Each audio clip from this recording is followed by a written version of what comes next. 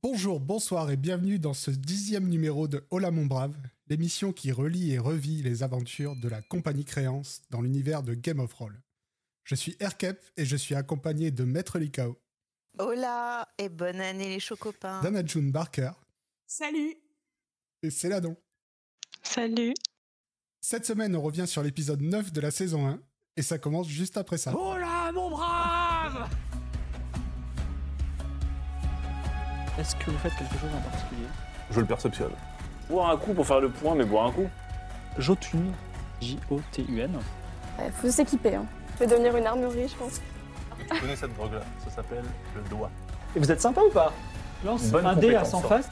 T'as donné la Tu lui boîte. as donné la boîte. Je lui ai donné la boîte. Merde. Ne trouvez-vous pas que le destin est ironique parfois? On le jette dans la On rivière. lui coupe la langue et on le jette dans la rivière. J'invoque les flammes. 92. Gourmandise travaille aujourd'hui? J'ai quelque chose à vous dire de très important, c'est que vous m'avez manqué. Shazam, 2 points, mage puissant, virgule, longue vue, virgule, divers. Quand est-ce qu'on boit? Donc on est parti pour cette nouvelle saison, je suis vraiment très content de vous retrouver. On peut encore le dire parce que c'est notre premier podcast de l'année. Et on est encore en janvier, donc bonne année tout le monde.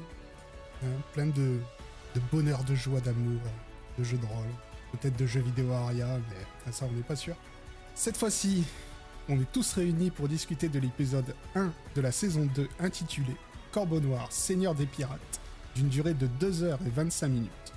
Et bien sûr, je me retourne vers toi, Anna-June, pour te poser la question rituelle. Qu'as-tu pensé de cet épisode ? Écoutez, on va pas se mentir, nous avions tous des appréhensions énormes en ce qui concerne l'arc Esperanza. Et donc, avant de lancer cette saison, j'ai fait une petite réunion, une petite discussion entre moi et moi-même. Et j'ai décidé d'aborder cet épisode dans les meilleures conditions, en lui donnant une vraie chance, en essayant le plus possible de l'écouter avec un œil neuf et naïf. Et les amis, je sais pas ce qui s'est passé, mais ça a marché. Je saurais pas vous expliquer comment ni pourquoi, mais la magie, elle a carrément opéré. Serait-ce parce que pour une fois, je l'ai regardé non pas sur mon ordi en prenant des petites notes à côté, mais je l'ai écouté vraiment, je faisais des travaux de peinture, j'étais dans un délire artistique, donc je sais pas si ça a joué, mais j'ai pris un vrai plaisir énorme, j'ai ri de bon cœur, j'ai trouvé que Atlan était dans une forme olympique. Il y a même une de mes répliques préférées de la campagne dans cet épisode, je m'en souvenais pas. Et puis Atlan qui se plante méthodiquement dans son lore, ça reste une source de fun intarissable à mes yeux. Et puis je les trouve, contre toute attente, pas trop chaotiques et plutôt organisés dans cet épisode, comme quoi l'état d'esprit dans lequel tu es quand tu lances un épisode, ça fait beaucoup. Mais moi, j'ai passé un très agréable moment. Voilà. Ok, intéressant. Et toi, du coup, Maître Likao ? Je pense que je vais être la vie qui fait un petit peu le pont entre l'enthousiasme des GB et peut-être un enthousiasme moindre de ta part. Pour moi, c'est clairement l'épisode de reprise. Donc après 7 semaines, cette fois-ci de pause, la reconnexion de l'équipe avec leurs personnages, leurs inventaires et le lore, ça va être un peu laborieux. Mais au final, effectivement, on commence à avoir l'habitude, hein, c'est leur touch. Et c'est plutôt fun et c'est plutôt drôle, comme tu le disais, Anna, vis-à-vis d'Atlan et de son arc qui est toujours très obscur pour lui. Le premier souci pour moi, c'est surtout le temps d'arriver sur Esperanza. Il y a d'abord tout ce passage, bien sûr on a appris à en rire maintenant plutôt qu'à en pleurer, de la gestion totalement chaotique des inventaires. Et puis après, il va y avoir les différentes étapes que je trouve un petit peu trop longues avant le premier contact véritable avec enfin ces pirates qu'on nous tease depuis 2 épisodes. Et enfin, l'aspect de l'aveu même de Fibre, cet aspect un peu générique d'Esperanza, aka, excusez-moi, la Tortuga Witch, où sur cet épisode, on va juste entreapercevoir d'assez loin les aspects les plus intéressants, donc les plus mystérieux. Je pense notamment à la Maranga et Asa. Malgré tout, comme toi, Anna-June, j'ai passé un très bon moment. Le plaisir de retrouver le délire de l'équipe, toutes leurs punchlines, hein, qui sont toujours à mourir de rire, pour une seconde saison qui n'était pas forcément actée d'office, hein, ça on s'en rappelle. Le fait que cette année-là, le show va s'installer non pas sur 6 mois, mais sur l'année scolaire entière, avec l'ambition aussi d'alterner avec un univers sci-fi plus ou moins connecté avec le Aria Magic. Donc du coup, moi aussi, j'aime bien les stats. Anna, désolé, je te pique un peu ça. Donc on va avoir quand même sur cette saison 15 épisodes contre seulement, entre guillemets, 9 pour la saison 1, plus les 2 hors-série, donc le Aria Tomb Raider Contemporary et le Battle Royale qui était plus un Aria jeu de société. Et cette saison, sur les 15 épisodes, il y en a un spécial, mais qui est numéroté dans les 15, parce qu'il fait partie de la même timeline que la campagne. Donc c'est le one-shot spécial Halloween. Voilà, et il faut rajouter aussi les 6 épisodes de Star, qui, je l'ai déjà dit, sont connectés quand même à l'univers d'Aria. Qui était nul. Grâce à ce qu'on appelle maintenant le multiverse de fibres. Ça tacle. Voilà. Alors, en parlant de nullité, c'est aussi la saison du retour de karma négatif. Et l'arc d'Esperanza, bien que parfois décevant, il faut l'avouer, il va apporter aussi son lot de révélations, de lore et même de fun. On va quand même beaucoup rire. Avant, bien sûr, le gros morceau, effectivement beaucoup plus juteux, d'Akaba. Et je voudrais aussi finir par pondérer un petit peu ce ressenti qu'on a par rapport à cet arc en particulier et peut-être encore en général. C'est peut-être dû à l'effet Greux, Game of Reroll, où on a maintenant une équipe qui nous a donné peut-être un peu trop de bonnes habitudes, la bonne habitude de gérer à la fois les quêtes, l'inventaire et le lore avec beaucoup d'efficacité, d'inventivité et de fun. C'est une équipe qui a aussi peut-être beaucoup moins de pression d'audience que l'autre équipe préférée de Fibre et qui peut aussi vivre ses aventures avec plus de souffle et de sérénité, mais avec non moins de panache. Voilà pour ma part. Ouais, mais ça marche pour Game of Roll de maintenant. À l'époque, il n'y avait pas Game of Reroll et il n'y avait pas autant de pression, et pas autant de viewers que maintenant. Enfin, moi, à mon avis, il viendra après. Il n'y avait pas autant de sécurité. Oui. Donc, on va passer à Céladon, mais avant ça, comme d'hab, on va écouter ta prédiction. J'ai juste envie de parler d'Amaury. J'ai trop envie de le voir en tant que mousse chez les pirates, passer du côté obscur. J'ai envie de le voir renier la compagnie Créance et leur tourner le dos. Et j'espère au fond de moi qu'ils ne parviendront pas à mettre la main dessus ou qu'ils renonceront à l'appât du gain. Au fond, il pourrait être dans l'équipage de Kaina.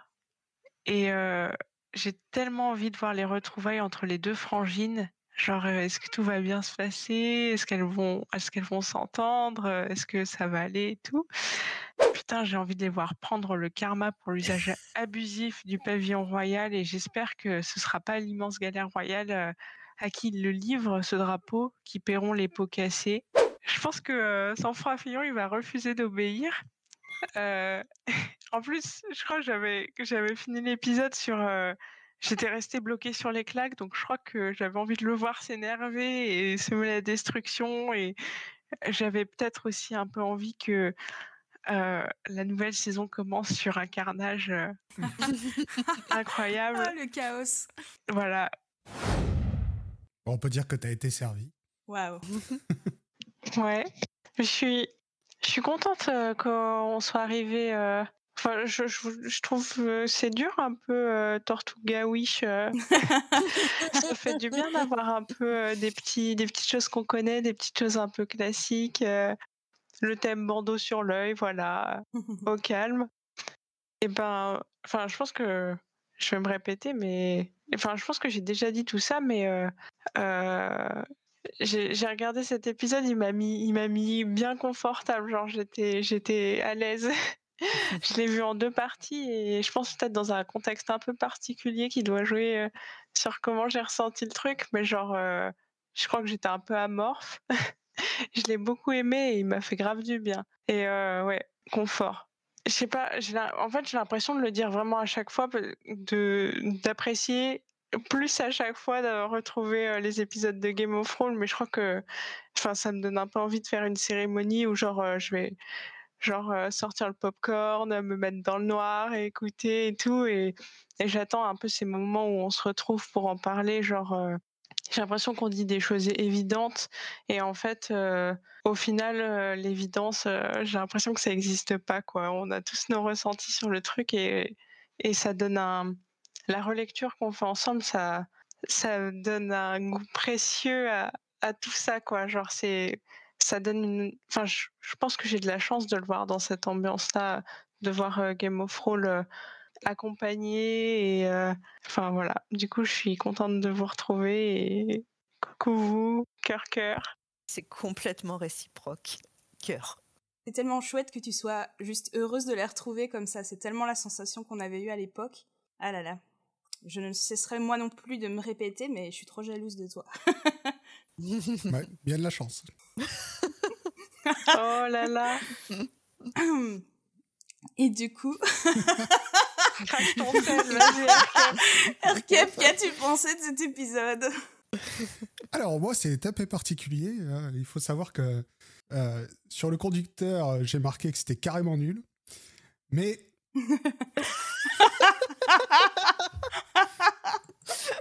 J'en ai discuté avec Anna June. Et après, je suis allé méditer 3 jours sous une cascade. Et j'ai ouvert mon troisième œil. Et j'en suis arrivé avec la conclusion que faire des résumés de quelque chose qu'on aime, c'est vraiment de la merde. Parce que franchement, j'ai pris 0 plaisir à regarder cet épisode. Je me suis ennuyé, j'avais hâte que ça se finisse. Je trouvais que ça passait pas. Je regardais la timeline toutes les 3 secondes pour me dire mais putain, quand est-ce que c'est fini? Il se passe rien. Bref, vraiment, j'ai pas du tout kiffé.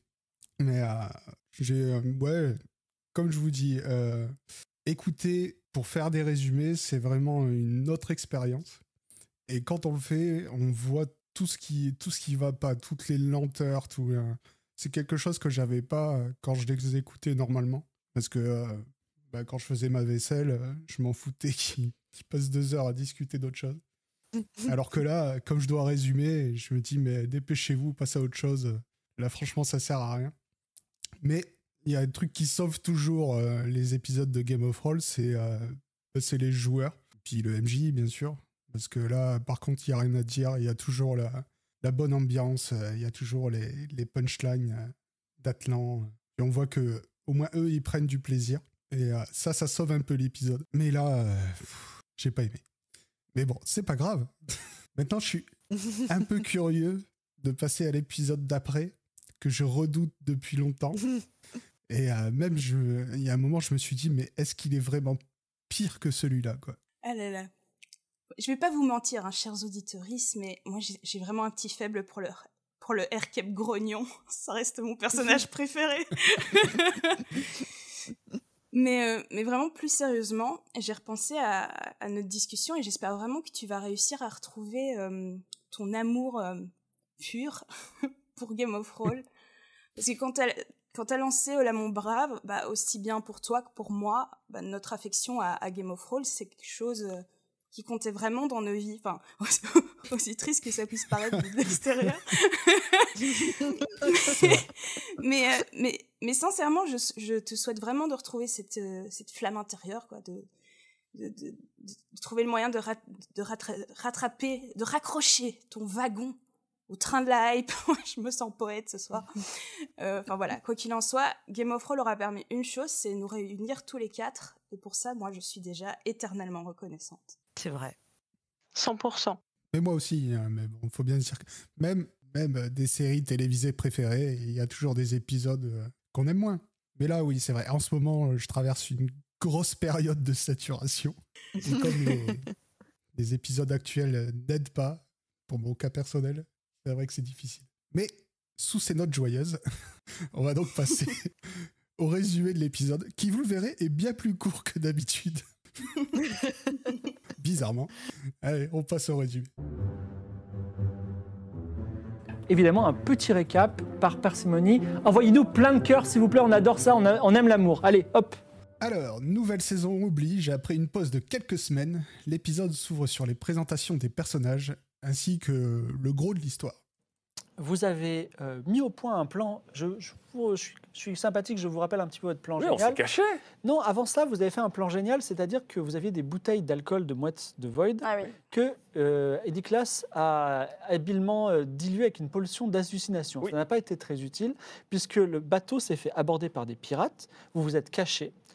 Et les pirates ont pris contrôle du bateau, vous étiez toujours cachés. Une tempête affreuse s'est mise en place, vous étiez toujours cachés. Votre lézard fantomatique, Sang-Froid Fillon, est arrivé et a commencé à tout détruire. Et là, vous avez vu que les pirates étaient en train de s'en aller et que le bateau grinçait de partout et qu'ils prenaient l'eau. Et dans ce contexte-là, la gladiatrice est suivie prudemment de Clodomir, sont montés sur le pont. La gladiatrice s'est aperçue que Sang-Froid Fillon, dans les éclairs, les tornades, des vagues hautes comme des maisons, étaient en train de boulotter des petites choses, des cordes, des mâts, tout ça, et que le bateau était en train de partir en quenouille. Et à ce moment-là, elle a levé la main, elle a utilisé son pouvoir, parler avec les Inuits, elle lui a intimé un ordre, nous n'avions pas lancé les dés. Quel était cet ordre? Eh ben, cet ordre, c'était arrête, juste arrête. Mais il écoute rien et il l'attaque.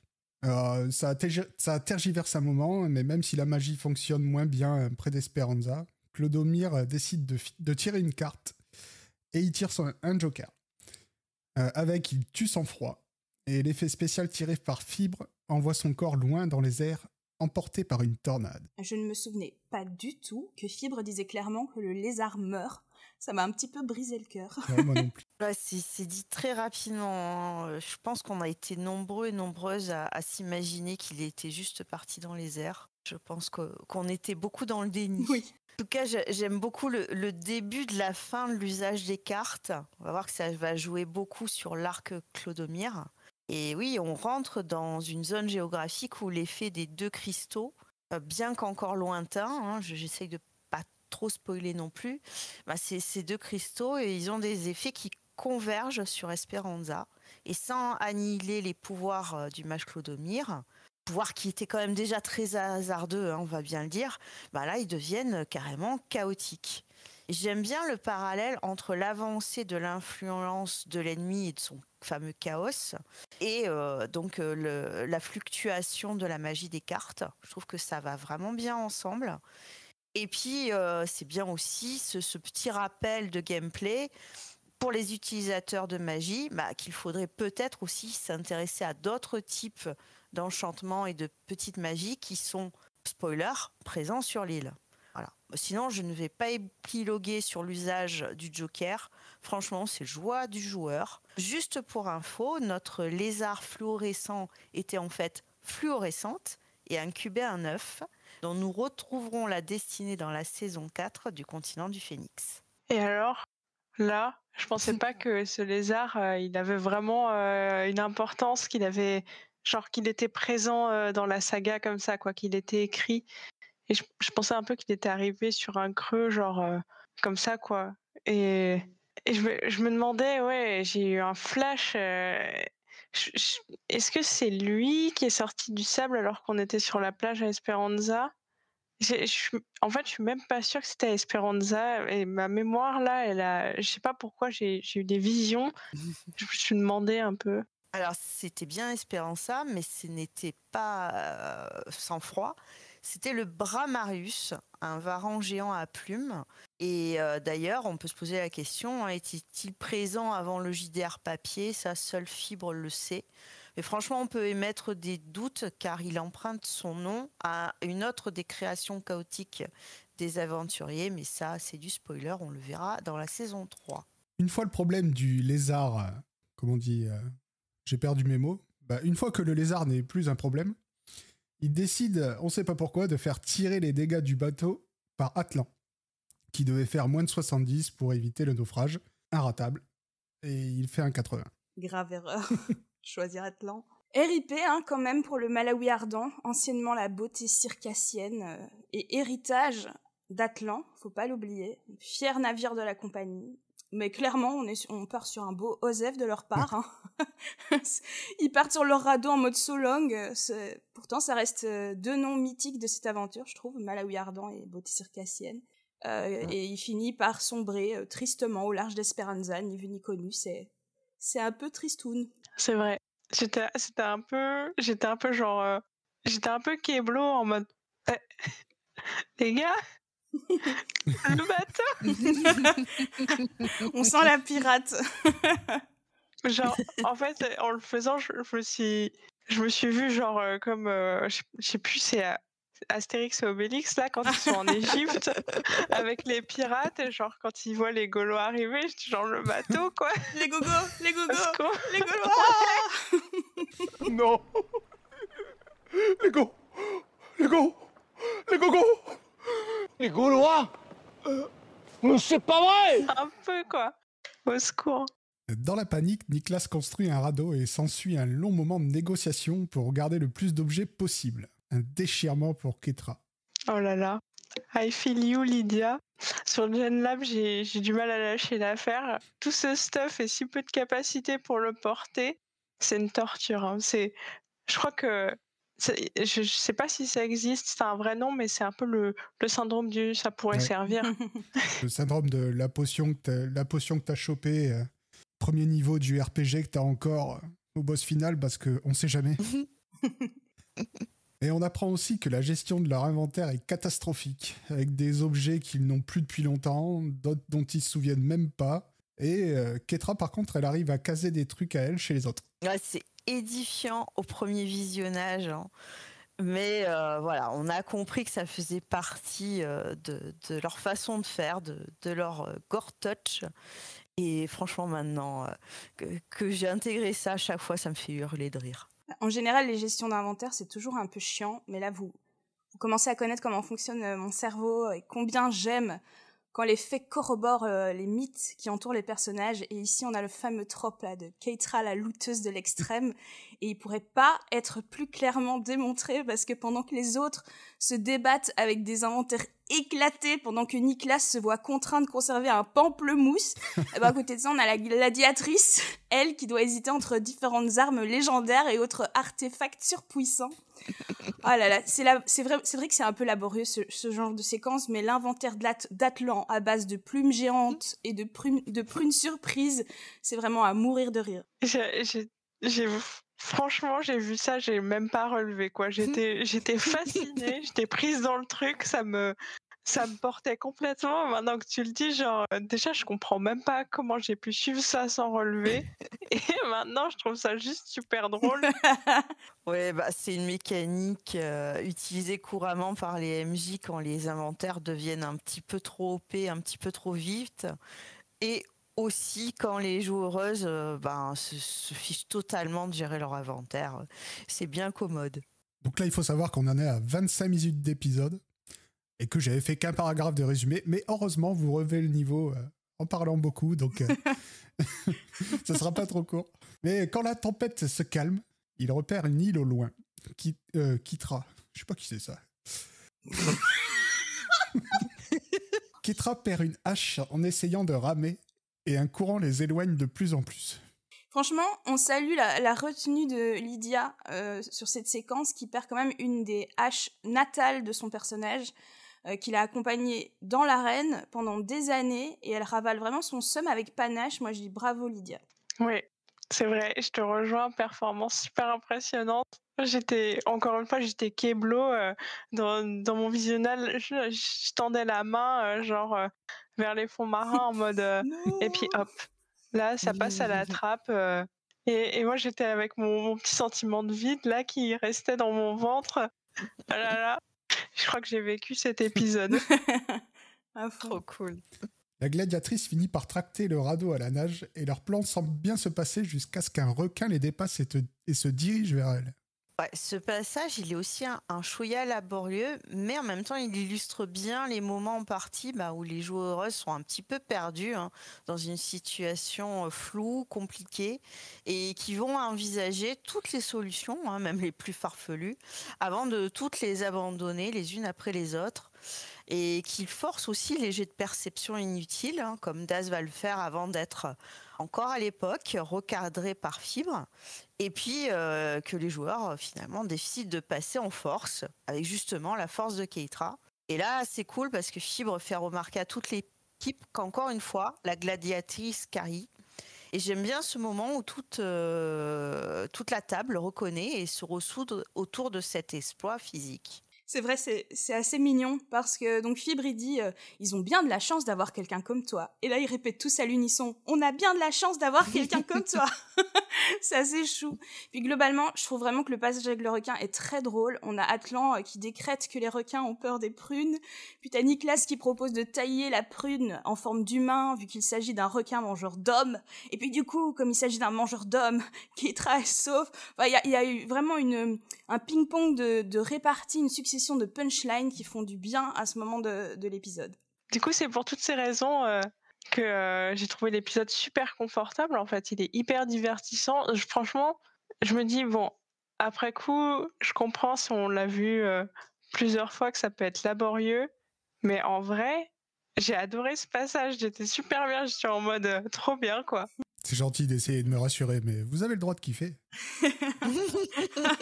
Il est juste aigri, c'est là donc. C'est trop tard pour lui. On peut pas revenir en arrière. Bon bah Oui, coupe-toi la main et vas-y. Je vais voir Nicolas, Pourquoi moi? parce que ton sang il est sucré, t'as mangé un pamplemousse. Mais n'importe quoi. Si, Et donc tu fais quoi? je le sectionne. Oui. Attends, section. Non, je l'entaille. Tu perds un point de vie. Oui, mais c'est pas grave, il avait gagné un point de vie avec le Mais non, j'étais pamplemousse. déjà au max. Ah, merde. Bon, ok. Je Et suis à ensuite, 8. Je suis à 8. l'eau tombe dans le À l'arrière du radeau. et le requin qui courait qui nageait à toute vitesse vers Keitra commence à faire demi-tour. Très bien. De façon frénétique. Garde ton bras. D'ailleurs, j'ai une petite question sur cet extrait. Si on joue by the book, est-ce que Clodomir n'aurait pas dû tuer Nicolas avec expéditif? Alors, je suis d'accord avec toi. Je pense que sur un karma particulièrement négatif, c'est une option totalement envisageable pour les MJ, comme tu dis, si on joue by the book. L'arme légendaire semble avoir une vie propre et guider la main qui la manie. En même temps, on peut supposer qu'elle suit l'intention de son propriétaire. De plus, Fibre à l'époque n'encourageait jamais le PVP. Ici, tout se fait au roleplay. Entre Clodomir qui ne cherche réellement pas à nuire, il est là pour faire le show, et Nicolas, l'âme qui se rit plus de la situation qu'autre Je le chose. sectionne quand même. L'ambiance serait... Elle aimait C'est le vrai. mot, je le sectionne. Ok. Un point de vie. L'ambiance, elle reste quand même bon enfant, parce que tout se fait justement, il n'y a pas de jeu en opposition, ça reste du roleplay, donc ça reste cool. Et le PV, le point, c'est peut-être même un point juste de santé perdu, c'est un rappel qu'effectivement les actes ont des conséquences. Pour finir, tout de même, je te rejoins, c'est un moment de la campagne où Monsieur Lame aurait pu reroll sans souci. JDC, JDR. Il aurait pu jouer temporairement fripouille avant de reprendre son personnage de secours qui l'attend sur l'île, comme les attendent ceux de Dérive et de Lydia, mais ça c'est un spoiler. Et je vais tenter aussi ma petite réponse. Déjà, expéditif, pour rappel, c'est donc un poignard immatériel qui est fait de particules lumineuses et qui ne rate jamais sa cible. C'est comme ça qu'il est décrit dans le bouquin. Et moi, je vois vraiment expéditif comme un poignard de lancer. C'est-à-dire, à mes yeux, il n'opère sa magie immatérielle que lorsqu'on vise quelqu'un, enfin une cible, et qu'on le lance. Et pour le reste, je le vois vraiment comme une arme blanche traditionnelle. Enfin, c'est comme ça que moi, je le fais jouer, en tout cas. Moi, je suis mitigé parce que un poignard magique de lancer, bah d'accord. Il est magique quand tu le lances, mais pas quand tu coupes. Ok. C'est une arme de lancer expéditif parce que il vise, il tue sur le coup, mais il ne rate jamais sa cible. Tu vois ce que je veux dire? Oui. C'est ça qui fait sa spécificité. Donc pour moi, sa magie n'opère que quand tu le lances, quand tu vises quelque chose. Mais vous avez raison tous les deux, je pense. Et je pense que pour départager, toujours pareil, le karma, c'est pratique. Ouais. Si l'équipe est plutôt karma positif, on le joue comme tu le dis, Anna. Et si l'équipe a un karma négatif, c'est l'occasion de tuer un PJ. De faire tomber le jugement. Oui, de tuer un personnage qui peut-être le mérite, entre guillemets. Ouais, j'accepte vos explications. T'as l'air hyper convaincu. Il tolère les explications. Non, mais de toute façon, ça aurait été nul qu'il meure là, je suis d'accord. C'est juste un petit fun fact que je voulais relever. Non, mais c'est intéressant parce que tu relèves des questions qui sont posées couramment dans les discords d'Adlercraft et de Fibre et de plein d'autres endroits où parfois il faut interpréter et voilà, c'est le rôle des MJ d'interpréter un peu tout ça. J'avais pas toutes ces informations-là, je me sens un peu ridicule. En plus, c'est vraiment genre, j'ai regardé en mode ok, et j'ai rien bité quoi. Comme ça, tu le regardes pour la première fois. Là, tu peux pas tout noter non plus. En tout cas, le requin s'approche du sang. Nicolas se retire au dernier moment et lui balance une prune surprise, ce qui n'a aucun effet apparemment. Mais ils arrivent enfin sur l'île. Sur celle-ci, ils se retrouvent en présence d'un escargot géant. Ils ne prennent pas vraiment au sérieux et lui font aussi manger une prune. Toujours sans effet. Mais ils finissent par penser à se mettre dans l'eau, ce qui l'empêche de les attaquer. Et j'aime comme tu dis poliment, ils ne le prennent pas au sérieux. C'est le moins qu'on puisse dire. Quand Fibre décrit l'escargot géant, Daz il dit direct « Est-ce qu'il y a du beurre géant et de l'ail géant pour aller avec ?» J'adore cette punch, elle est très très drôle. J'adore les escargots géants. J'ai vraiment un passif avec ce thème et franchement, pourquoi quoi? Genre comment ils sont... Je comprends pas qu'il y ait des escargots géants ici quoi. Non mais personne ne comprend, hein. Il n'y a pas de problème. On va qu'on en parle hors podcast, parce que j'ai vraiment un passif avec les escargots géants, ça me rend curieux. C'est clair, j'ai pas osé réagir. C'est quoi cette phrase? J'ai pas trop voulu m'étendre. Non, c'est encore pire, c'est là donc. Tout ce qu'on s'imagine dans nos têtes maintenant. On fera ça en off. L'équipe est poussée par la soif et ils vont quand même jusqu'à l'orée de la forêt pour récupérer des noix de coco. Mais plusieurs escargots débarquent. Ils ont toujours du mal à les prendre au sérieux. Et Ketra finit par se faire avaler d'un coup. Heureusement, Atlan est là. Je tente de déviscérer la bête avec ma dague. Mais 86. mais c'est pas possible. 86 toujours. Attends, le passe-muraille de Carlos. Malgré l'imposante taille de cette bête et le fait qu'il ne bouge pas parce qu'il est en train d'avaler, tu arrives à rater cet escargot. Tout à fait. Eh ben non, du coup. Parce que c'est Nicolas qui libère la gladiatrice qui était en train d'étouffer en le dissolvant. Dégueu. Dérive renomme pendant l'épisode cet endroit l'île de Bourgogne pour la blague et le JDR papier canonisera ce nom. Eh bien, cette île est l'équivalent pour moi de l'île des abandonnés pour Aircap. C'est un long moment laborieux et inutile, certainement placé là au débeauté par le MJ pour pallier au naufrage qui n'était pas prévu, hein, merci Atlan, du Malawi ardent, et raccrocher l'histoire aux pirates de manière peut-être un peu forcée. Mais heureusement, il y a ces escargots géants. Moi, je n'ai pas de passif, mais je les trouve férocement cool. Et avec ce requin démon clin d'œil à Yu-Gi-Oh!, eh ben, tout ça enrichit de belle manière le bestiaire de Game of Thrones. Et donc, spoiler, le point lore d'aujourd'hui sera sur les animaux fantastiques d'Aria. Ouais, super. Si j'avais pas su que tu avais l'intention d'en parler, j'aurais posé un tas de questions sur les escargots. Il y a 100 francs aussi et j'ai un flash de toutes ces créatures bizarres qu'on a croisées. Trop bien, merci. Cool. Ok, il y a vraiment un truc à creuser là. Bon, ouais. Le lendemain, les coulisses du podcast. Ils attirent un navire au voile carré avec un feu. Et c'est celui de la capitaine Kaina Dachanul, la sœur de Ketra. Et les pirates apprennent aux créances que cet archipel centré autour d'Esperanza s'appelle les îles d'or. Ils sont faits immédiatement prisonniers et Kaina ne semble pas reconnaître Ketra. Alors je sais pas vous, mais moi je me rappelle très très bien de la première fois que j'ai vu cette scène et j'étais surexcitée pour Ketra. Elle allait enfin revoir sa sœur et tout. Quand les matelots disent le nom de leur capitaine, j'étais tellement impatiente qu'elle se retrouve. D'ailleurs, je dois avouer que c'était un peu anticlimactique la manière dont elle se retrouve. Comme tu dis, elle semble ne pas la reconnaître. Bon, on verra après que c'était fait exprès. Mais moi, je m'étais vraiment imaginé une scène larmoyante où elles se courent dans les bras au ralenti, l'une vers l'autre.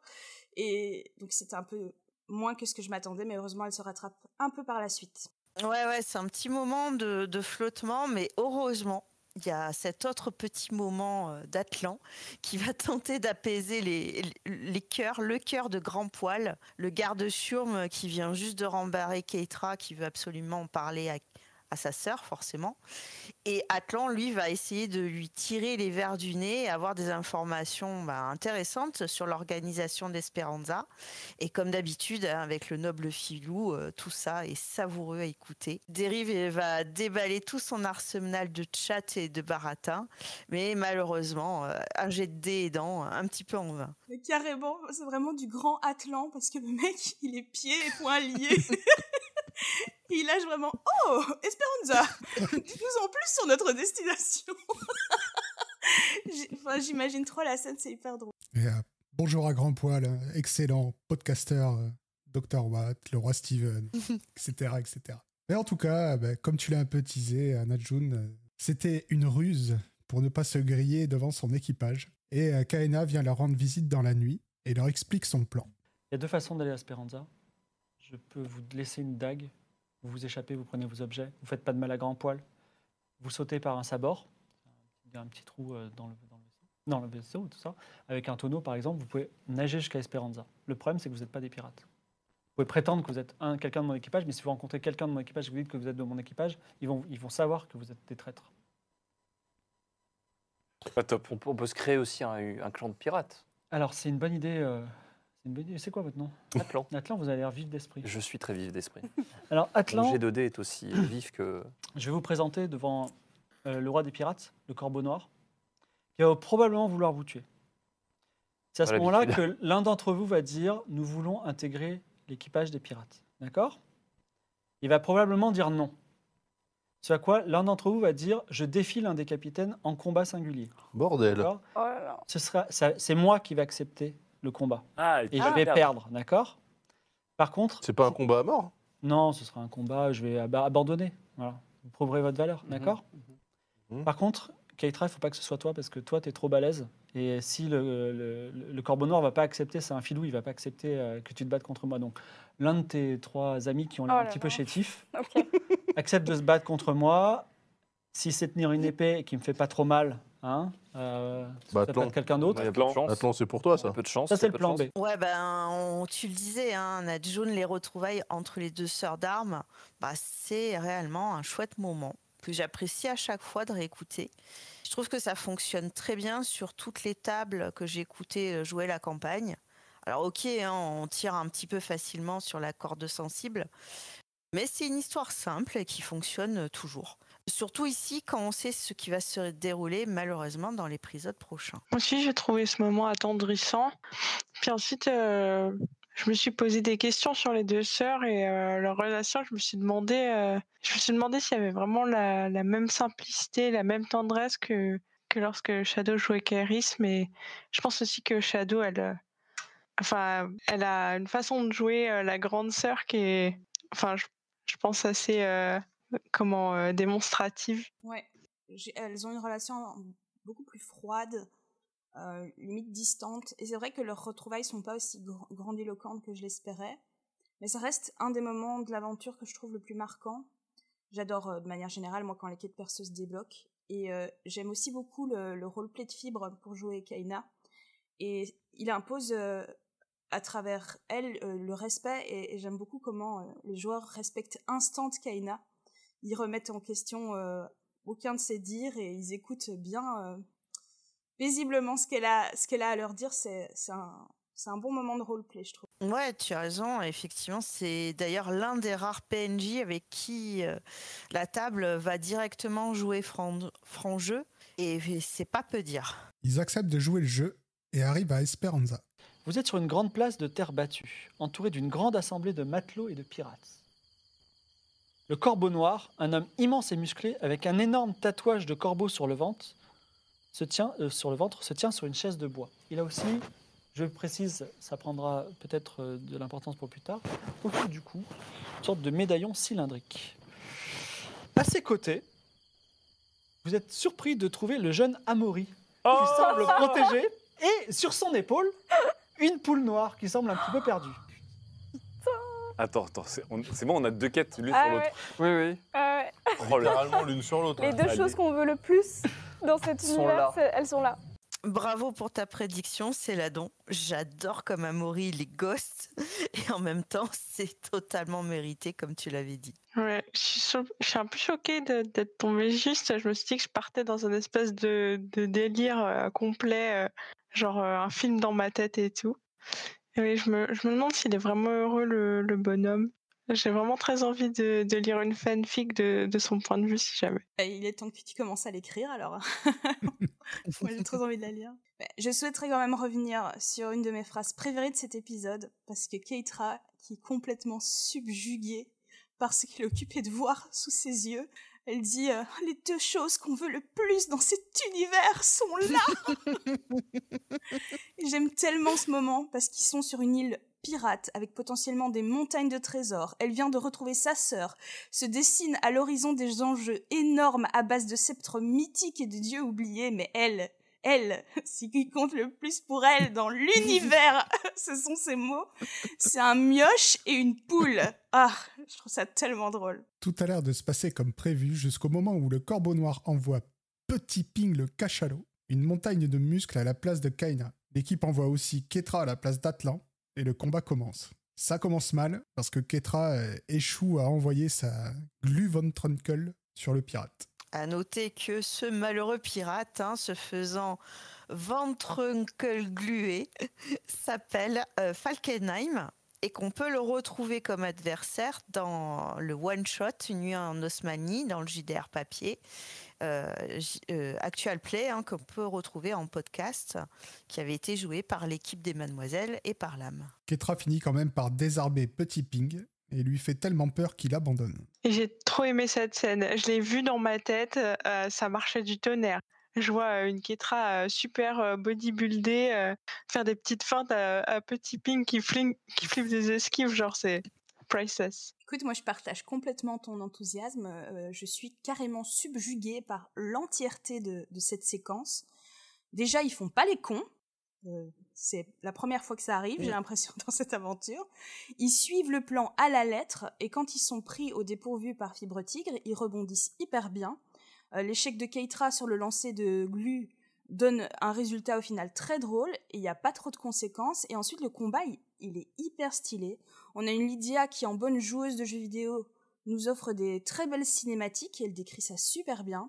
Sérieux, moi je dis 0 KO et 100% plaisir pour cette séquence. Après le combat, il décide bien sûr de rejoindre l'équipage de Kaina. Et ce moment, il est très parlant sur le fait que nous sommes dans un hub où c'est surtout la quête de Keitra qui est censée avancer après que celle d'Atlan est avancée à Aria Alta Bianca et celle de Clodomir est beaucoup avancée à Vandermeer. D'ailleurs, le reste de l'équipe passe en mode suiveur pour laisser la gladiatrice prendre le lead. Malheureusement, on verra un peu plus tard qu'ils resteront un petit peu trop sur ce mode passif, alors que les trois destins, des trois autres, de façon certes plus cachée, se joueront tout de même sur cette île.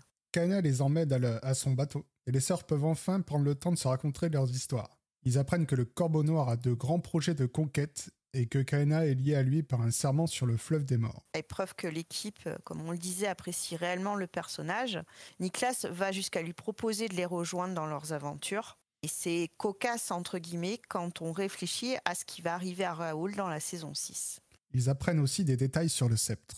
Ils étaient quatre pirates, 4 frères à avoir trouvé le sceptre. Et le quatrième, à partir du moment où ils ont commencé à structurer on va dire l'île des pirates, Esperanza, et leur plan pour conquérir tout le pourtour de la mer de la Morsure, Kniga y compris, parce que je vois que vous avez des yeux de Kniga. Oui, tout à fait. Ils ont enterré le sceptre dans un endroit secret. Avec des escargots. À Kniga ? Un endroit secret.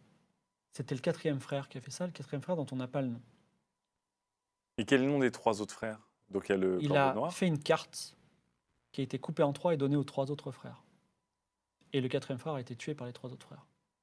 Donc personne ne sait où est le sceptre, sauf la personne qui a les 3 morceaux de carte. J'ai l'impression que je me répète souvent dans cette émission, parce que chaque fois qu'il y a un morceau de lore, je répète les 3 mêmes phrases, mais c'est vrai que maintenant on connaît ce lore par cœur, et ça nous fait plus rien Mais wesh, la première fois qu'on entend parler des 3 morceaux de cartes, c'est vraiment de l'or. C'est comme un double espresso, tu vois. Tu te le sirotes et tu l'apprécies et tu kiffes, quoi.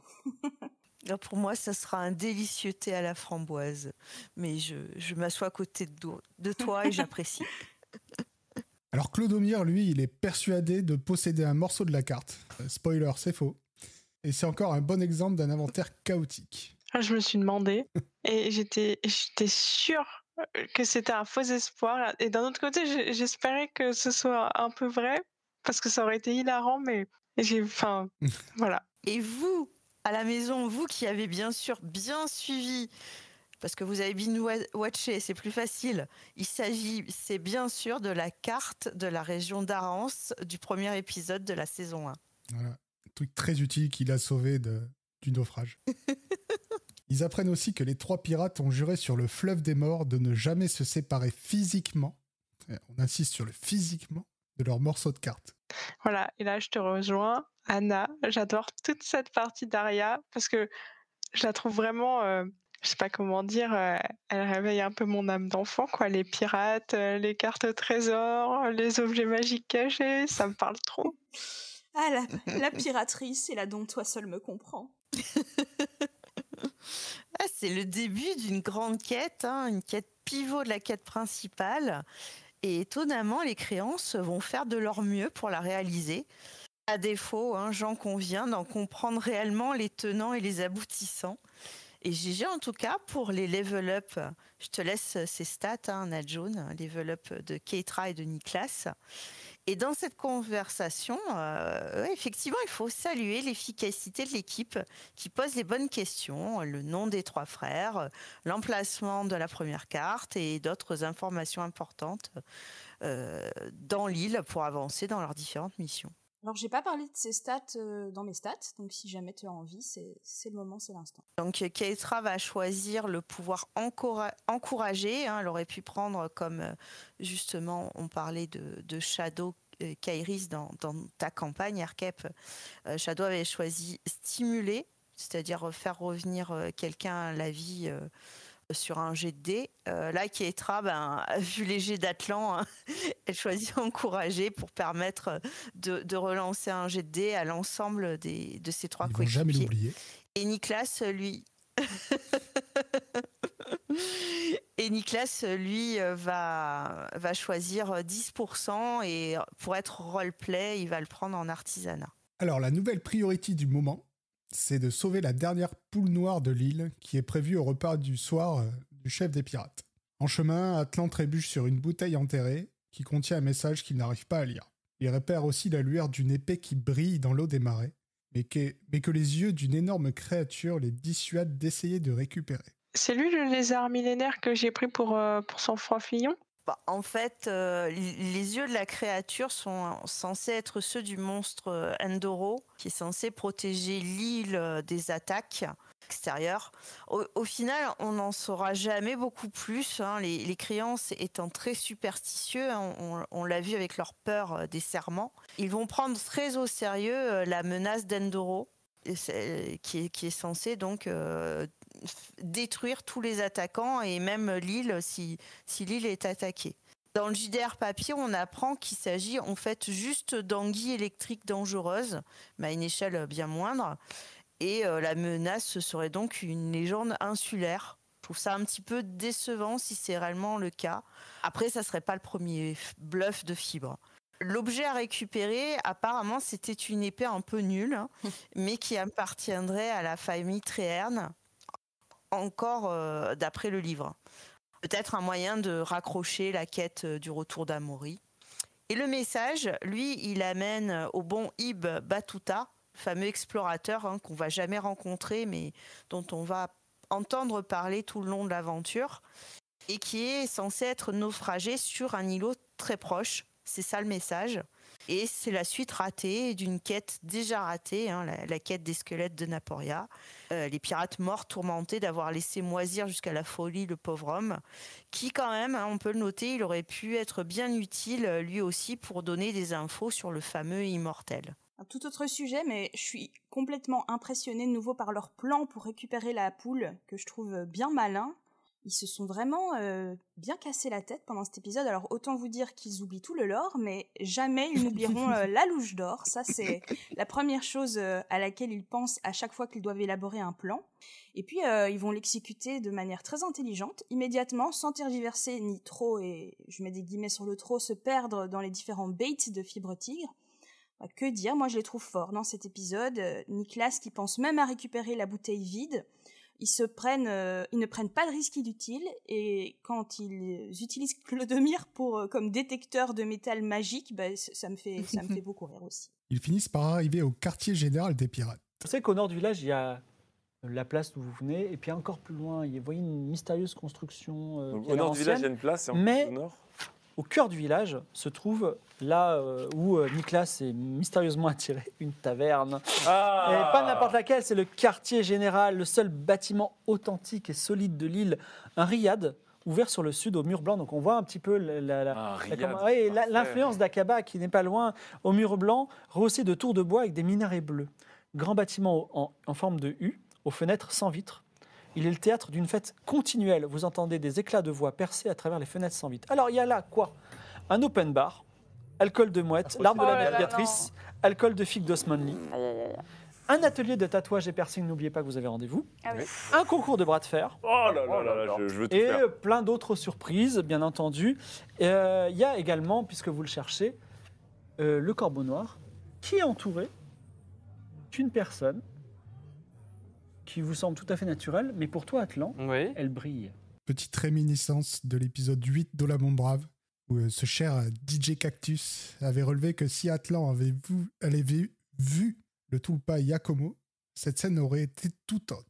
Ouais, j'y ai pensé aussi. C'est en effet assez mindfuckant de s'imaginer ce qui aurait pu se passer si Atlan n'avait pas tué Maria. Tout ça parce que, voilà...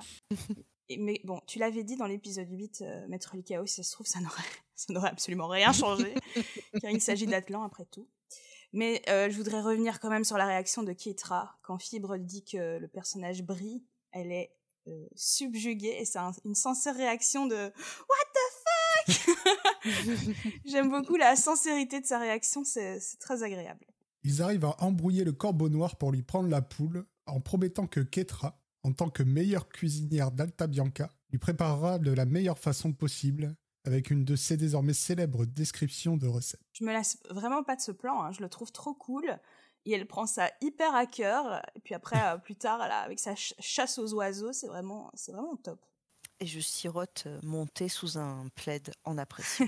Atlan, lui, pendant ce temps-là, il pose des questions à Gersiflé, le Tulpa, et ils apprennent son histoire. Un pirate particulièrement malchanceux jusqu'à il y a quelques années.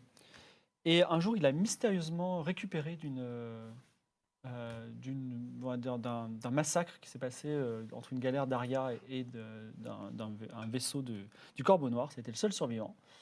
Et il est revenu transfiguré, extrêmement intelligent.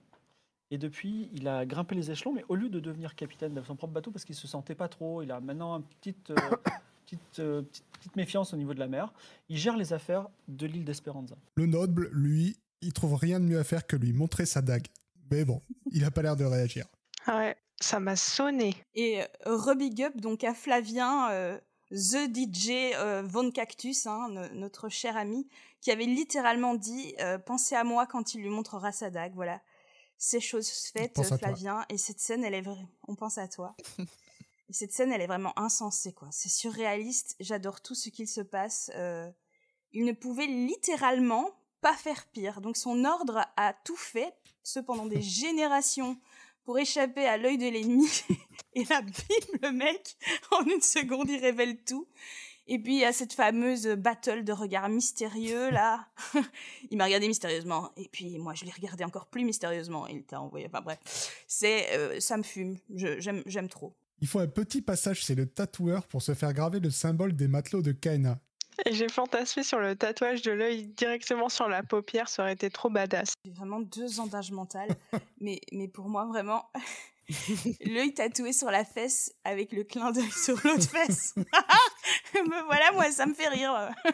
Qu'est-ce que vous voulez que je vous dise? Avant de sortir de la taverne, Clodomir rencontre un mystérieux personnage, encore un, que des gens mystérieux dans la taverne, qui se présente comme étant Urshanabi, membre de l'association du passeur des morts. Ce dernier accuse Clodomir de perturber l'ordre des choses, en ayant ressuscité la tête de Moussa. Pour équilibrer la balance, il lui confie une mission.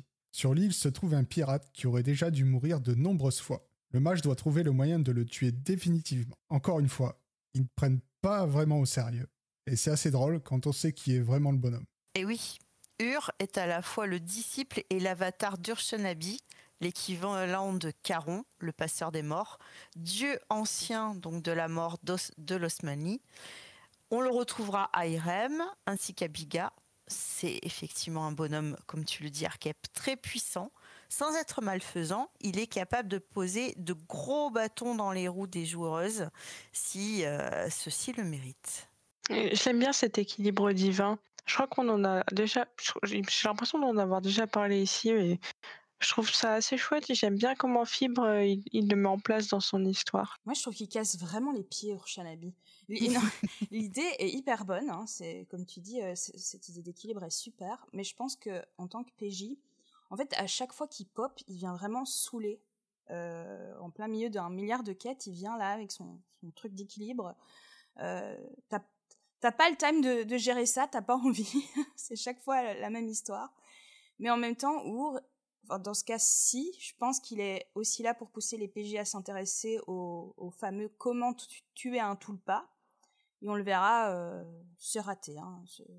Ce sera pas leur priorité. Bah, c'est raté d'autant plus qu'avec le chaos de l'épisode prochain, Diego et Gersiflé vont à la fois fusionner et splitter. Donc Gersiflé étant à la base le nom du Tulpa que doit tuer Atlan avec sa dague et son sang, validant certainement la quête d'Ur-Shanabi, avant que Gersiflé ne soit renommé en Diego, qui deviendra aussi un autre personnage, un pirate immortel, donc difficile à tuer, mais lui non pas un Tulpa, mais simplement un pirate recouvert de tatouages fait par une sorcière des terres dorées de Kniga.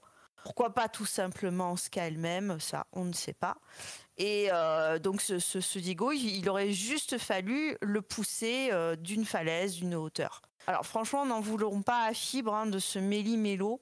De toute façon, une partie de l'équipe, suivez mon regard, ayant commencé à particulièrement chier dans la glu Van Trunkel et poursuivant dans n'importe quoi l'épisode prochain, franchement, le cabernet négatif, il est open ici et c'est entièrement mérité. Ils se séparent. Et j'ai pas pu résister à vous mettre cette magnifique punchline d'Atlan. Oh, je peux aller tout seul, mais si je fais un jet de dés, je suis mort. Surtout quand c'est suivi de ça. T'as combien, on tire combien? Beaucoup trop.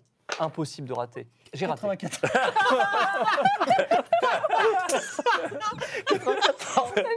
94. Donc pour expliquer, il essayait d'accéder à la prison où une osmanienne est enfermée. Donc pour une fois qu'il cherchait des infos sur sa quête principale, c'est mort. À Erkep, nous partageons en effet le même amour pour la punchline, parce que je vous parlais d'une de mes répliques préférées dans mon avis sur l'épisode. C'est bien celle-ci. Parce que c'est impossible suivi du « Ah non, mais le petit, j'ai raté !» Immédiatement après. Ouais, j'ai éclaté dans de mes rires signatures, et j'ai vraiment eu du mal à m'en remettre. Ah, j'adore. Ouais, c'était très drôle. Comme quoi, moi aussi j'ai ri. T'as sourire aussi, c'est bien. Tu l'as dit, Erkep, tu l'as dit, c'est enregistré. J'avais dit, ce qui sauve, c'est les joueurs. Niklas, de son côté, retrouve un des pirates qui avait coulé son bateau à son arrivée à Aria. Il le frappe et le menace d'une potion d'Ingramus. Il apprend aussi que son amie de fac Nina est enfermée dans la maison du Corbeau Noir. C'est toujours très chouette que Fibre réinjecte les anecdotes inventées par les PJ. On se souvient d'Alfredo de la Puerta. Ici, il retravaille l'histoire de Nina Alexander. Rappelez-vous, saison 1, épisode 2. Cette histoire fantasmée par Niklas est réinterprétée ici par Fibre comme étant l'amour de jeunesse de l'alchimiste. Notons qu'encore une fois, Niklas enchaîne les bons jets quand il s'agit de bolosser des PNJ. Franchement, Niklas, il est assez remarquable dans cet épisode. C'est encore une affaire rondement menée. Voilà, GG les PJ. Le bon vieux plan du faux prisonnier de Clodomir et Atlan fonctionne à merveille, et ils entrent enfin dans la prison. Ils rencontrent l'Osmanlienne, et ils en apprennent un peu plus sur le Panthéon, haussmannien. Ça fait beaucoup d'Haussmannie dans les phrases. Mais rien sur la quête du noble. Juste avant de mourir, elle lui confie une amulette à retourner à sa famille au pays. Et si je me souviens bien, on n'entendra plus jamais parler. Non. Mais non, malheureusement. Si Dérive gérait mieux ses inventaires et si surtout Atlan tenait ses promesses, ça se saurait.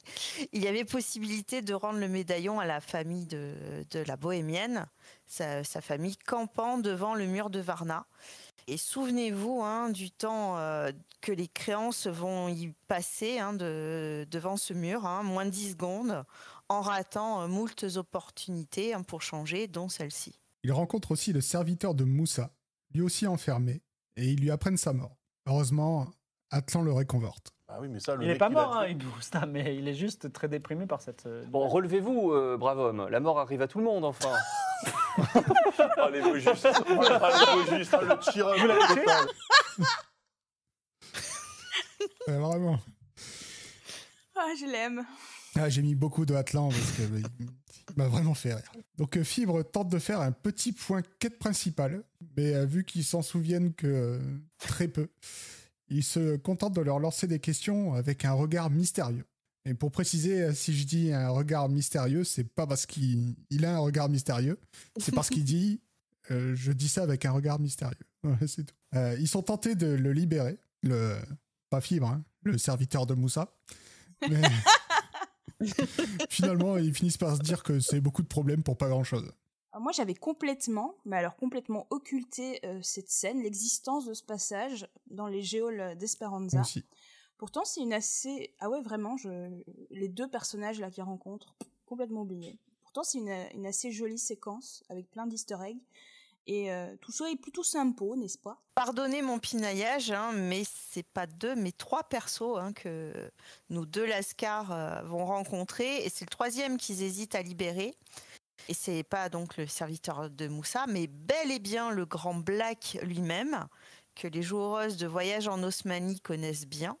C'est juste l'un des premiers 50 originels et mortels.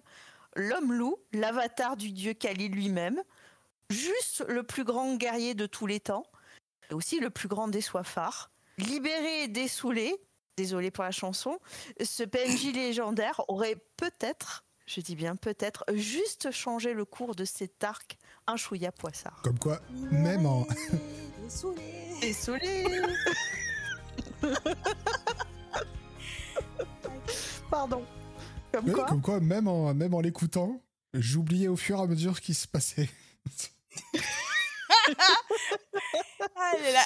Ah, mais vraiment, je l'avais pas du tout soulevé non plus. Et c'est vrai que pour avoir joué à Voyage en Osmanli, sans déconner, Blake, c'est le plus cool personnage que Fibre n'ait jamais écrit. Donc c'est un peu de faux mots là pour le coup. Dommage.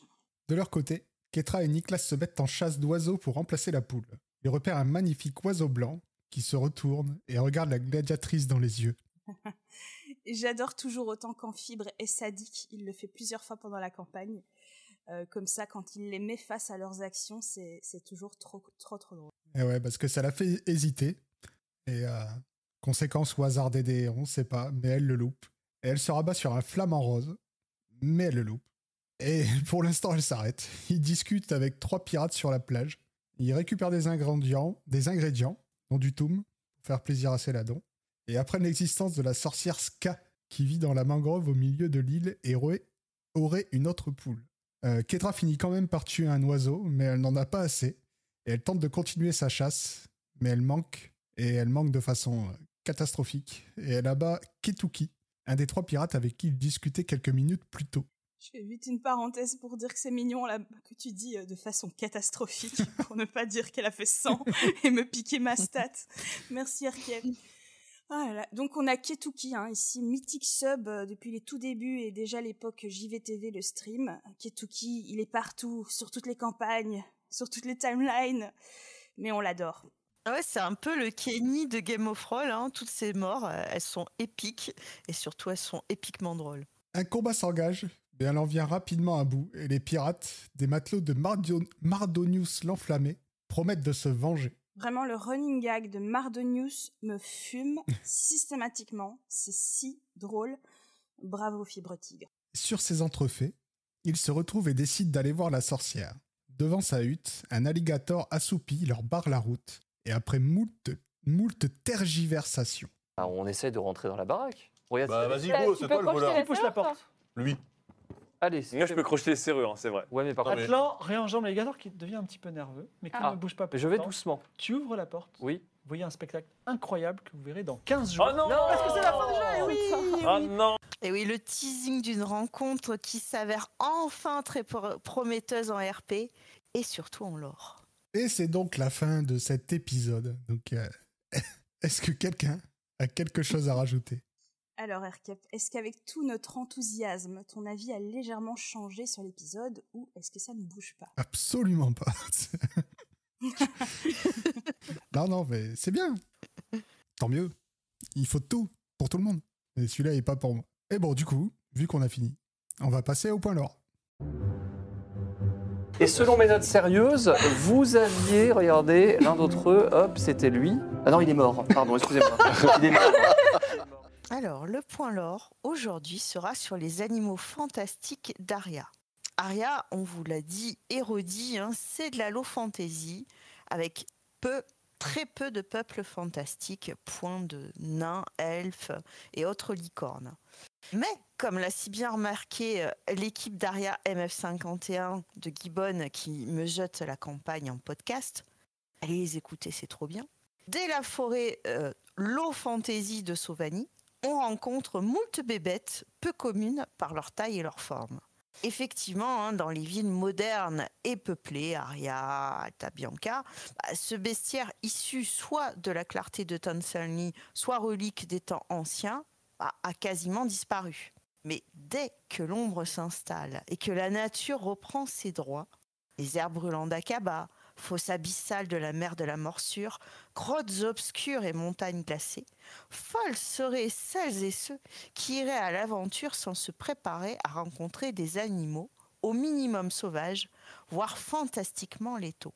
Orizio, chevaux titanex, amateurs de cochons de Valcouleur dont les tranches se retrouvent sur le marché d'Aria, les tranches d'Orizio, hein, pas de cochons, anguilles géantes, poissons titanesques tueurs de marchands, spoiler, araignées géantes ne craignant que le feu, mantes religieuses ultra-mortelles que nos aventuriers ont évitées avant le monastère de Schrödinger, kraken à la poursuite d'Ibolia, aurait-elle signé un pacte avec Ur ou Dagan pour l'usufruit de la regrettée beauté circassienne, requins démons issus d'univers parallèles comme beaucoup d'easter egg geeks distillés par fibre, ou escargots géants, goguenards, mais étouffant tendrement les gladiatrices imprudentes, nous retrouverons durant tous les épisodes de Gore Magic, Star, Dexia et tous les univers associés aux fibres verses, moultes animaux bizarres, magnifiques et souvent très dangereux, qui tenteront de croquer nos PJ issus de diverses mythologies, les animaux, pas les PJ, folklore et univers de pop culture. Pour le moment, hein, le plus emblématique, il reste dans nos cœurs François Fillon. Le lézard géant RGB, fluorescent, envoyé par le dieu exilé après les agents de l'ennemi. Ici, notre pauvre Niklas, marqué à l'insu de son plein gré par la croix du chaos. Donc François Fillon, hein, portait malgré tout un œuf, et nous retrouverons son descendant une génération plus tard dans la saison 4 du continent du Phénix, autre animal fantastique, près des côtes de la colonie knigienne Possélénier. Je vous laisse voir cet excellent épisode, hein, pour connaître le destin de ce petit lézard. À noter que ces lézards, hein, sont aussi présents dans l'univers sci-fi de la campagne Star, qu'aime tellement Erkep, et qu'on espère grandement les retrouver dans la prochaine campagne d'Aria, les mondes du futur, hein, qui suivra le tribunal des dragons. Bien, justement, parlant de dragons, on verra qu'effectivement l'affrontement final avec ces boss dignes de jeux vidéo n'est pas toujours la bonne approche. Et si les créances ont cramé la pauvre Aranéide gargantuesque de la forêt de Sauvanie, en désespoir de cause au début de l'aventure, ils vont finir par préférer discuter à la longue avec toutes ces petites bestioles au lieu de les tataner. D'ailleurs, Tiamat, la dragonne de la mer ancienne, gardienne de l'ancienne Treya, Susana Kale, en est le témoin, toujours vivante. La discussion n'étant pas toujours fructueuse, malheureusement, on pense à un certain petit V, mal influencé par une compagnie trop chaotique, il reste toujours le combat à l'issue incertaine, comme les subs, ou la magie versatile et chaotique d'Arya. Et si cette dernière a finalement eu raison de notre lézard adoré, on apprendra qu'elle est sans effet sur ceux qu'on attendra tout au long de la campagne, aka les fameux dragons. Ils sont teasés depuis le premier épisode avec ce fameux œuf blanc veiné de verre, l'œuf de vivre, potentiellement incubable dans le désert noir d'Aqaba. Et on se dit qu'ils seraient des adversaires formidables à la hauteur de nos créances pour une fin d'aventure tout feu tout flamme. Je n'en dis pas plus, mais les sachants se rappellent de Coriolis. Après tout, les dragons sont-ils réellement des animaux fantastiques ? Eh bien non, et ça vous le saurez en regardant, ou si vous avez regardé, le dernier et final épisode de Game of Thrones de la campagne du tribunal des dragons qui a eu lieu ce jeudi. Eh bien, merci, Maître Likao. Et on va donc passer au stade d'Anna June. Je fais un apaiser les cœurs. Vas-y. Apaiser les cœurs de Gérassi. 92.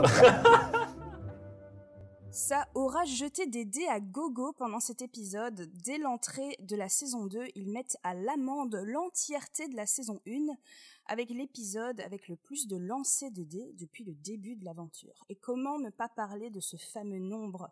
Car ils ont lancé 42 fois les dés pendant cet épisode.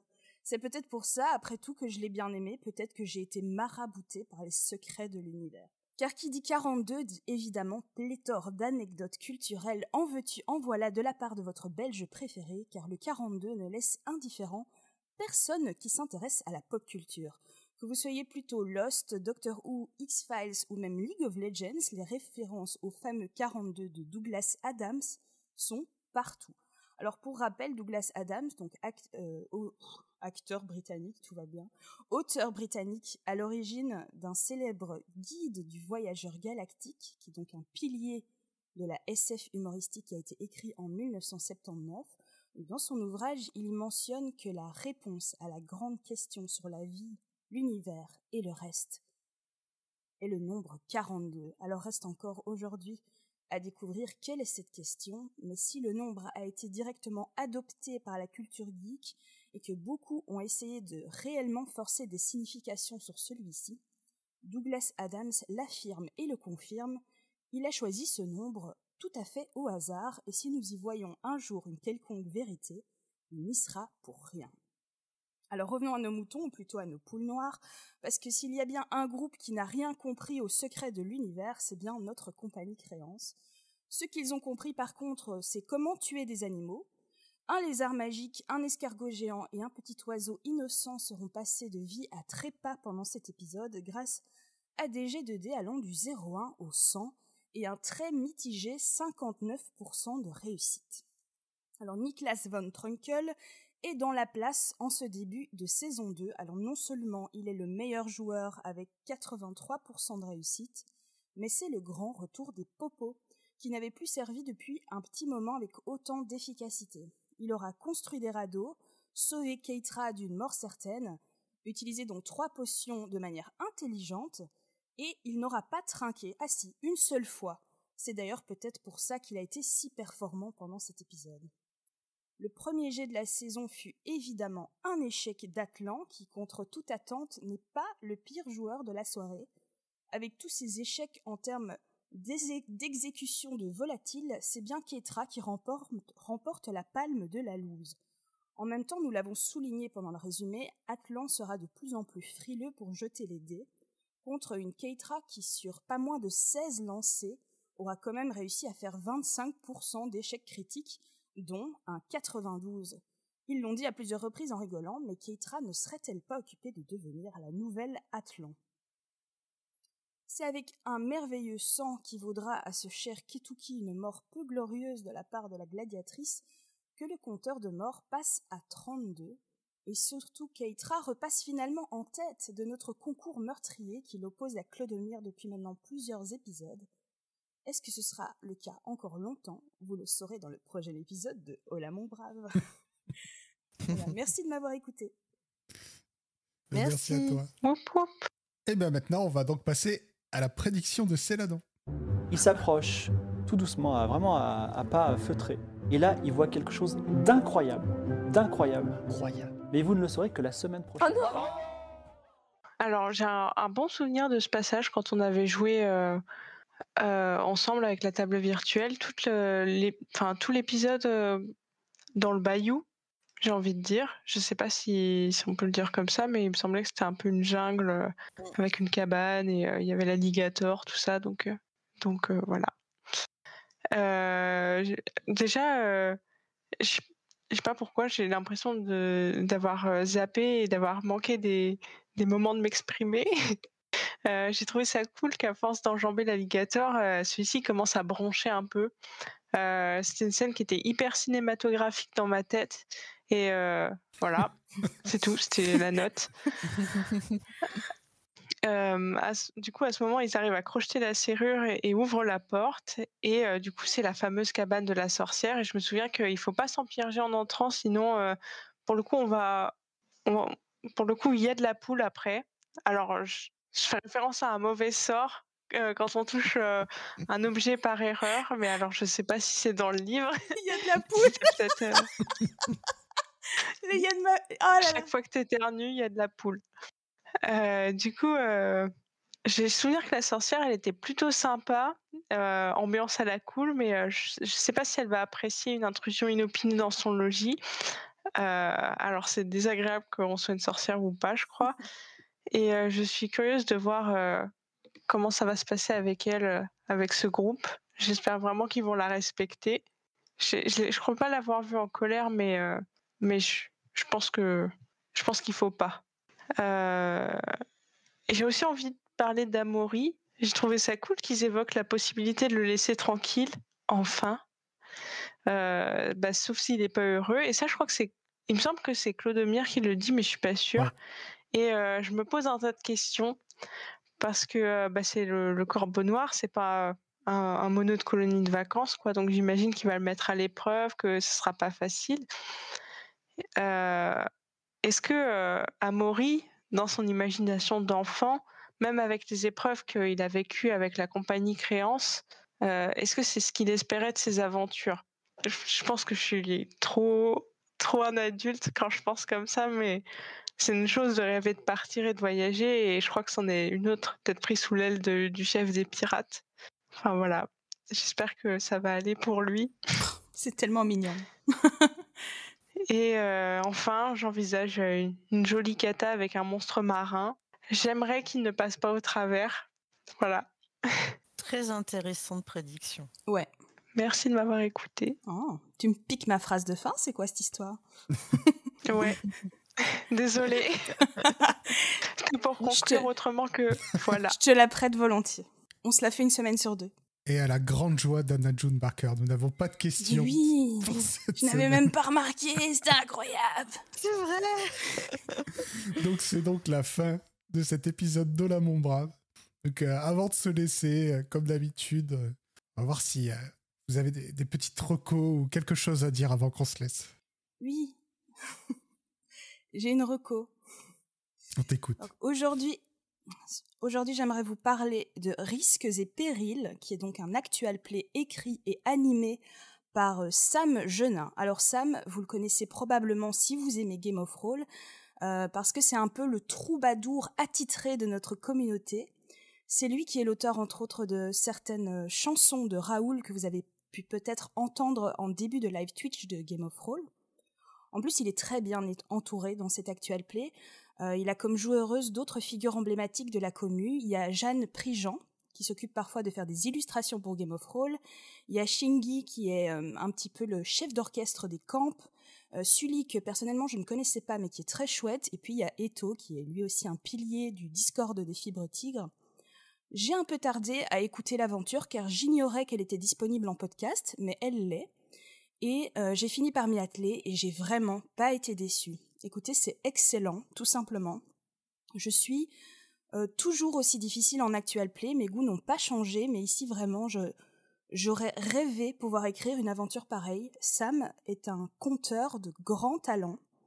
Alors, c'est vrai que pour certains, il cabotine un peu, mais moi, j'aime bien son style. Il maintient un très bon rythme tout au long de l'aventure. Il n'hésite pas à utiliser quelques raccourcis qui ne sont peut-être pas bienvenus dans une partie traditionnelle, mais qui sont idéales pour l'actual play. Les situations sont très drôles et je t'arrive vraiment pas d'éloge sur la qualité du scénario. Et puis vraiment, le générique, c'est un énorme banger. Je l'ai en tête H24. Franchement, si t'as la foi, RCAP, tu pourras paraît qu'il y a des tempêtes, paraît qu'il y a aussi des trésors par palette. Mais paraît qu'il y a autant d'îles que d'étoiles. Pour toutes les explorer, amis, hissons les voiles. Des requins, des orages, des pirates pas faciles. Et on échoue souvent, mais toujours avec style. On ira explorer plus de 1001 îles. Oh, à nos risques et périls. À nos risques et périls. Voilà, c'est vraiment super. Go écouter si vous ne connaissez pas encore. C'est en 3 épisodes de 2 heures. Ça se dévore en une après-midi de boulot. De plus, Sam vient d'annoncer la saison 2 avec au casting non seulement Cherno, qui est, qu'on adore parce qu'elle fait aussi partie des piliers de la communauté, mais aussi, et je vous le donne en mille, Adibou, le MVP de la saison 4 de Gore. J'ai vraiment... Et puis, vous savez à quel point j'aime Adibou, n'est-ce pas? Tout le monde aime Adibou. Hâte d'entendre ça vraiment. Vous pourrez les retrouver tous les lundis de février sur le Twitch de Sam, Sam_Génin. Voilà. Et je plus sois effectivement cette reco. C'est un délice à écouter. Vraiment, c'est l'esprit d'Aria à la sauce Sam Génin. C'est très très cool. Donc moi j'ai aussi une petite reco. Donc on parlait de pirates avec l'épisode d'aujourd'hui, puis la reco d'Anajun Risque et Péril. Là je vais vous parler d'une belle brochette de pirates qui ont fait déjà leur petite place dans le Twitch game. Il s'agit de l'équipe OTP LOL qui avait fait un actual play Gore X OTP avec Fibre. C'est une mini-campagne, c'était en été, de 3 + 1 épisode. Franchement, c'est hilarant, je vous le conseille. L'équipe est très très drôle. Chips, Noir, bien sûr. Et je vous conseille évidemment la suite de Game of Reroll qui est en cours. Et c'était ce jeudi, puisque là vous nous écoutez au plus tôt, c'est dimanche. Et c'était ce jeudi, la fin de la campagne du Tribunal des Dragons de Game of Roll. Donc on parlait de pirates, d'Esperanza, de Bramarius, d'animaux fantastiques. Et je vous recommande aussi les parties d'Aria X-Vurn jetées par Divine sur le Discord de la DRT. Je rappelle que toutes les parties sont en écoute libre et les tables sont en Westmarch. Donc il y a encore pas mal de possibilités de jouer. Nos DM sont ouverts. Et enfin, parce qu'on les adore, c'est pas des pirates, mais c'est tout comme, c'est des super-héros. Le hors-série de Noël, de Rollcast, le Noël du Joker, c'est un must-have. Oui, il est trop bien. Mais si je peux encore revenir sur Risques et Périls, c'est vrai que le seul truc que je regrette un peu, c'est qu'avec les talents de musicien de Sam, il n'est pas un petit peu fait de sound design et un peu édité la version podcast. C'est juste la version Twitch mais en audio. Parce que s'il avait fait le taf que Rollcast fait sur ses podcasts, sur Risques et Périls, ça aurait été encore plus grandiose. Qui sait pour la saison 2. Ouais. C'est tellement de boulot. Ah oui, c'est un autre travail, c'est sûr. Mais Rollcast, ils sont hyper forts. Et du fait, toujours sur le thème des pirates, j'avais une recommandation, il y a auto-promo, attention, enfin pour la table virtuelle du coup. Il y a Captain Vaudou, le jeu de rôle. Alors j'étais pas là, j'ai pas joué, mais je l'avais suivi et j'avais beaucoup aimé cette aventure. C'était une super campagne. Alors c'était avec Carthage en maître du jeu, Erkep en capitaine, Kelkrig en canonnier, je crois, Silariel en prêtresse et Shadow en grande sœur protectrice. Et j'avais un livre qui s'appelle La reine des boucaniers, une aventurière en Océanie de Christelle Mouchard. Ça parle d'Emako, c'est une biographie vraiment légendaire. Ça ressemble un peu à un roman. Alors je suis un peu bon public et j'étais contente de lire ce livre parce que ça m'a fait du bien de changer de contenu un peu. Mais voilà. Et donc moi, pour ne pas faillir à ma réputation, je n'ai aucune reco.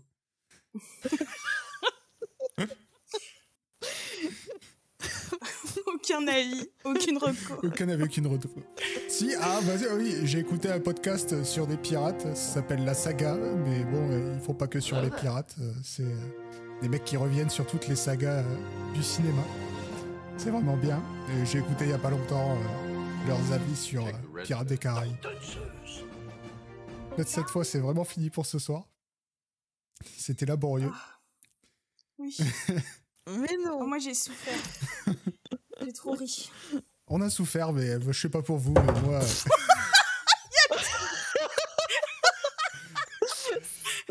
C'est la fin de tout, c'est cool.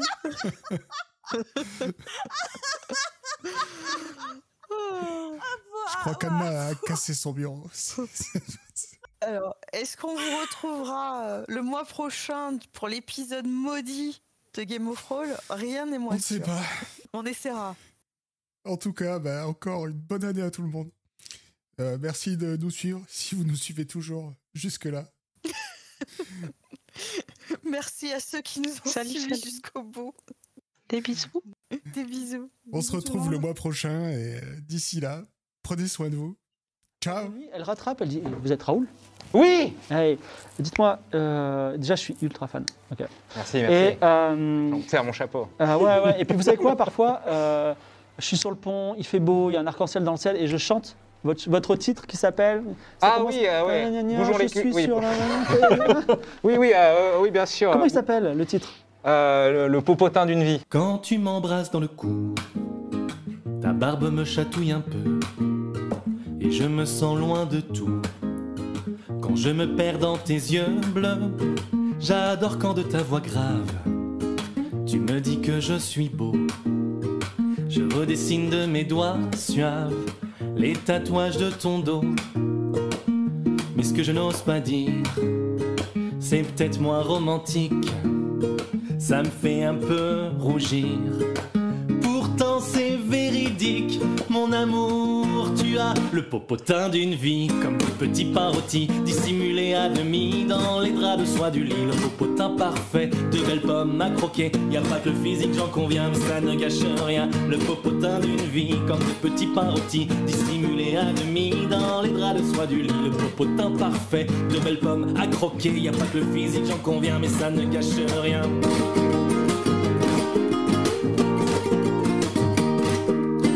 Je suis au comble du bonheur quand de tes mains tu me caresses et quand je sens ton odeur. Je sens mes poils qui se dressent. Je ne suis jamais autant senti en sécurité qu'avec toi. Et le restant de nos vies se fera à deux si ça te va. Mais ce que je n'ose pas dire, c'est peut-être moins romantique. Ça me fait un peu rougir. Pourtant c'est véridique, mon amour. Tu as le popotin d'une vie, comme de petits parodis dissimulés à demi dans les draps de soie du lit. Le popotin parfait, de belles pommes à croquer. Y a pas que le physique, j'en conviens, mais ça ne gâche rien. Le popotin d'une vie, comme de petits parodis dissimulés à demi dans les draps de soie du lit. Le popotin parfait, de belles pommes à croquer. Y a pas que le physique, j'en conviens, mais ça ne gâche rien. Ta voix, tes yeux, tes mains et ton popotin. Ton dos, tes bras, tes reins et ton popotin. Ta bouche, tes cheveux châtains et ton popotin. Ce petit sourire en coin et ton popotin d'une vie comme de petits parodis dissimulés à demi dans les draps de soie du lit. Le popotin parfait, de belles pommes à croquer. Y a pas que le physique, j'en conviens, mais ça ne gâche rien. Le popotin d'une vie comme de petits parodis dissimulés à demi dans les draps de soie du lit. Le popotin parfait, de belles pommes à croquer. Y a pas que le physique, j'en conviens, y a pas que le physique, j'en conviens, y a pas que le physique, j'en conviens, mais ça ne gâche rien. C'était le mix de l'été, oui.